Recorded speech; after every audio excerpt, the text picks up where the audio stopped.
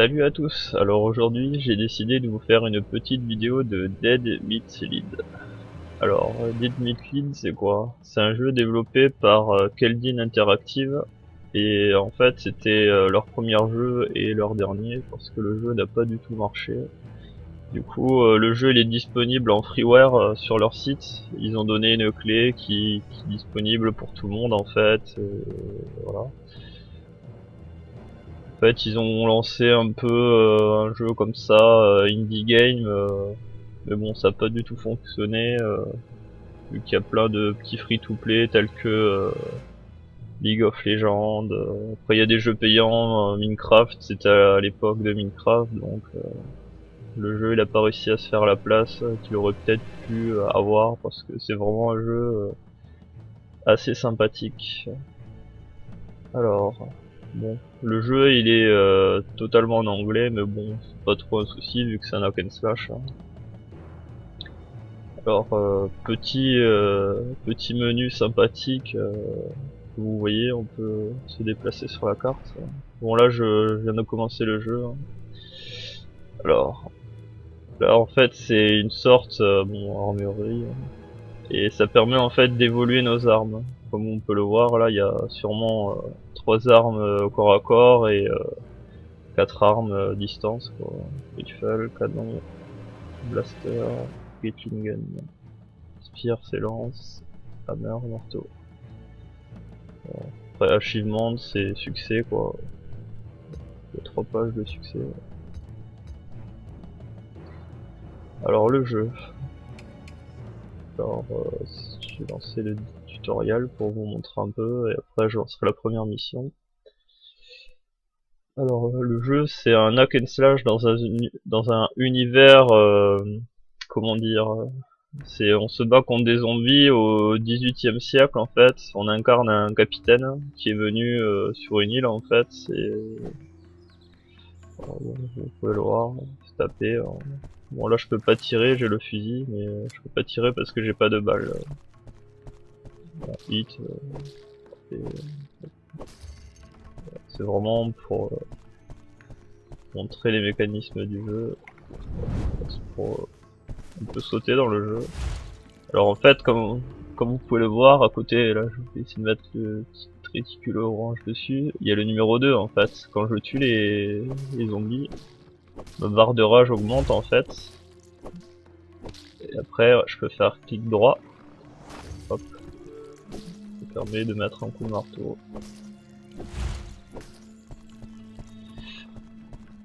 Hop, je fais des cartouches. Je peux tirer avec le fusil. Après, clic droit du fusil.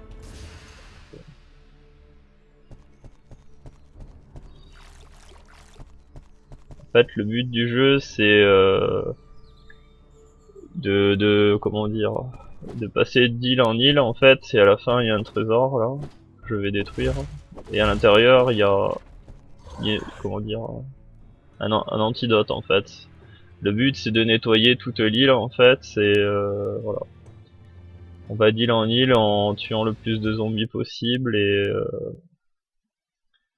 c'est vraiment bourrin et le gameplay il est quand même il est sympa mais bon c'est quand même du déjà vu. C'est vraiment un jeu, comment dire, c'est un jeu rapide d'accès quoi. C'est vraiment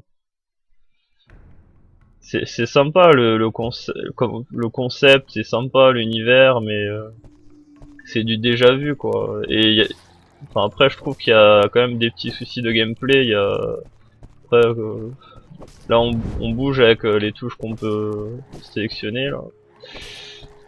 Il y a que 2 armes. Après avec les évolutions d'armes. Bon, après le système de rage qui permet de taper plus vite, de faire plus de dégâts, c'est sympa. Au bout d'un moment là il y a des zombies, c'est un peu comme des chasseurs, ils nous lancent un filet, ils nous attrapent.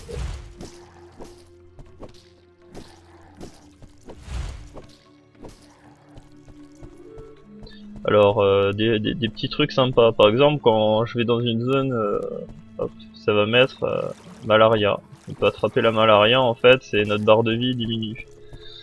Alors un petit truc, comment dire, différent des autres hack and slash, c'est que on n'a pas de petites potions en fait. On n'a pas un inventaire avec des potions. C'est du coup le jeu il est vachement quand même un petit peu technique quoi. Ah, vous voyez là il m'a attrapé, je suis dans un filet.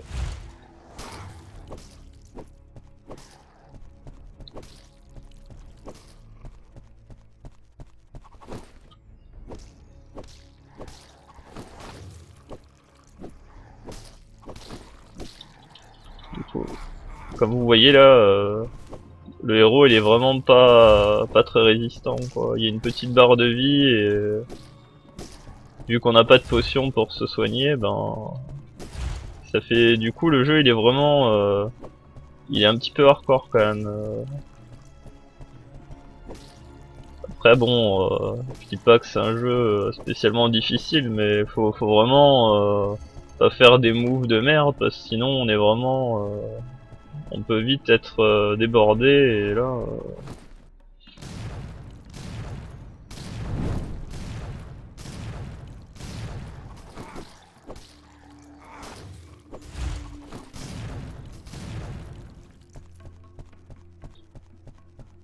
vous voyez là je vais arriver au coffre.